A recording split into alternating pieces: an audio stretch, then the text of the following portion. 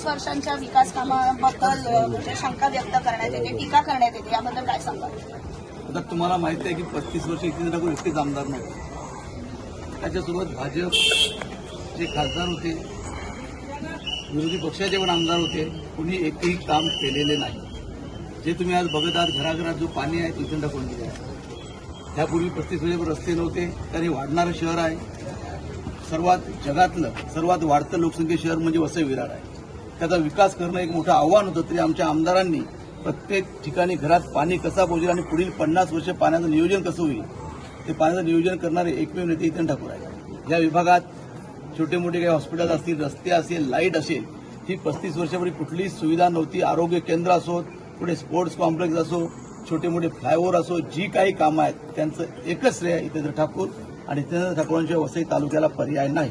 वर्षापूर्वी नवीन आमदार आहेत, त्यांनी काय केलं आहे तर तुम्हाला माहिती आहे. आता काही गोष्टी करतील की आम्ही मेट्रो आणणार, आम्ही कोस्टल रोड आणणार. त्याकरता सर्वात आधी पत्र इतेंद्र ठाकूरांचे आहेत. तुम्ही बघाल सतत नॉनस्टॉप जवळजवळ 15 वर्षापासून या विभागात मेट्रो यावी, कोस्टल रोड हव्याचे पत्रव्यवहार केले आहेत. MMRD असो, प्रत्येक वेळी महाराष्ट्राचे मुख्यमंत्री जरी वेगवेगळे असले त्यांना वसईच्या विकासाकरता समर्थन केलेलं आहे. आणि वर्षभरात आपण फक्त त्यांच्याकडून प्रत्येक वेगळ्या गोष्टीचे आश्वासनं बघतो. एकही पूर्तता झाली नाही. आपल्या विभागात दरवर्षी गणपती उत्सव, नवरात्रोत्सव, नवीन वर्षाचं आगमन झालं त्यावेळी 35 वर्षात आधी कधीच रस्त्याची परिस्थिती, आज रस्त्याची परिस्थिती आहे. आमचा एकच नवीन अजेंडा आहे. जसं घरोघर पाणी आहे तसं घरोघर गॅस असणार या पुढील 5 वर्षात आणि कॉन्क्रीट रोड, हे 2 अजेंडे घेऊन आम्ही चाललोय.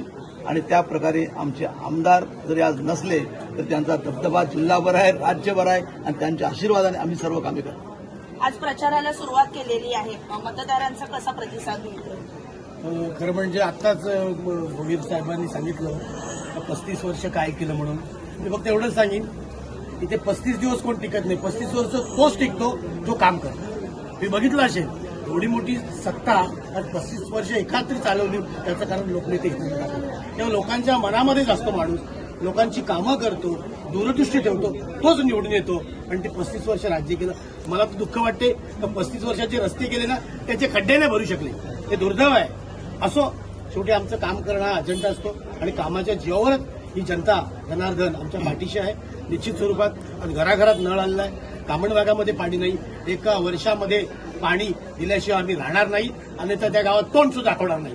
आज तुमच्या जाहीर मी या म्हणजे तुमच्या माध्यमातून मी सांगतो तर अशा प्रकारची कामं आहेत. हॉस्पिटल आहेत, सातीला बघितलं असेल आपण, स्पोर्ट्स कॉम्प्लेक्स बनवलेलं आहे, घरोघरी नळ पाणी पुरवठा केला आहे, स्मशान सुधारणा केलं आहे. आज आपण स्पोर्ट्स कॉम्प्लेक्समध्ये मंगल कार्यालय घेतलेलं आहे. त्याच्यामध्ये मुलं तरण तलाव पूर्वपट्टीमध्ये कुठेच नाही आहे. हॉस्पिटल्स केलंय, माता बाल संगोपन केंद्र तिकडे दिवसाला 25 डिलिव्हरी, म्हणजे आता या 10 वर्षामध्ये 48,000 मुलांची जन्म झालेला आहे, प्रसूती झाली आहे विनामूल्य. अशा प्रकारची सेवा देण्याचं काम विविध माध्यमातून विविध ठिकाणी लोकनेते इतेंद्र ठाकूर यांच्या माध्यमातून होत आहे आणि होतच राहील. ठीक आहे, थोडी पडझड झाली पण पुढचा काळ हा शेतीचाच असेल, भोजन विकासाचा असेल आणि विकासाचा असेल निश्चित स्वरूपाने. महिलांसाठी काय प्रयत्न असणार आहेत तुमचे? महिलांसाठी एवढंच सांगेन, म्हणजे माझं नाव दीपा सुजेश पाटील, मी खेडेगावातून, आमचं ससूनगर विभागातून मी आहे. म्हणजे चेहरा नवीन असला तरी विकासाचा वारसा आमचा जुनाच आहे. म्हणजे विजय पाटलाची सून असल्यामुळे विकासात काय करायला लागतं काय त्याचं आम्हाला चांगलंच, म्हणजे सर्वांना नवीन चेहरा आहे. आता आप्पाने माझ्यावर विश्वास टाकलेला आहे, काहीतरी समजूनच टाकलेला आहे. तर जी आहे थोडीफार कामं राहिलेली असतील, बरोबर दादांच्या बरोबर आहेच मी, जी काही ते आम्ही पूर्ण करणारच आहोत. आणि मला वाटते जो विश्वास टाकलेला आहे तो त्याची सुवर्ण संधीचा आम्ही चीज करणार, याची मात्र तुम्हाला मी आश्वासन देते. महिलांसाठी तर भरपूर काय आहेत आमच्याकडे योजना, पण बघू आता महिलांच्या हातात आहे. आता काय करायचं काय नाही. 6 महिन्यामध्ये बघितलं असेल, महिलाच आहे आता आपल्यामध्ये. आता 6 महिन्यामध्ये महिलांसाठी काय केलं ते महिलांना आता जास्त माहिती आहे. त्याकरिता आता आपल्याला जास्त मेहनत करायची गरज नाही, फक्त विचार करायची गरज आहे का कोणाला आता आपल्याला निवडून आणून द्यायचं आहे, एवढंच सांगेन. ज्या महिलांसाठी योजना आहेत त्या कशा पद्धतीने पुढे राबवणार? त्या कशा पद्धतीने, माझं नाव ज्योत्स्ना शरद बोलली. माझे मिस्टर भरपूर 12-13 वर्ष झाले आपल्या पक्षासाठी म्हणजे कार्यरत आहेत. तर त्याच्यामधून लोकांची जी आहे त्यांच्यासाठी जी त्यांची हे आहे चांगली भूमिका आहे. त्यामुळे यापुढे त्यांच्या महिलांसाठी मी चांगलं काम करेन आणि मला विश्वास आहे की लोक बहुमताने आम्हाला विजयी करतील.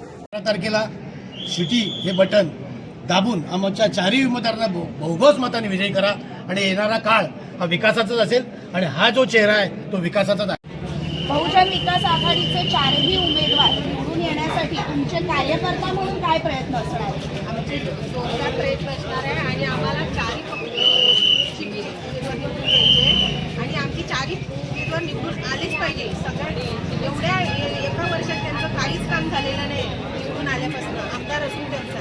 आणि आमची 35 वर्ष आमदार असून आम्ही किती कामं केलेले. मग आमचं हे राज्य पाहिजे की नाही आम्हाला? आमच्या इथे पाणी नव्हतं. आप्पा आल्यापासून आम्हाला पाणी आलं, कोल्हापूर आल्यापासून रोड आले, आम्हाला पाण्याची सोय झाली, हॉस्पिटलची सोय झाली, डिलिव्हरीसाठी आम्हाला वसईला जायचं.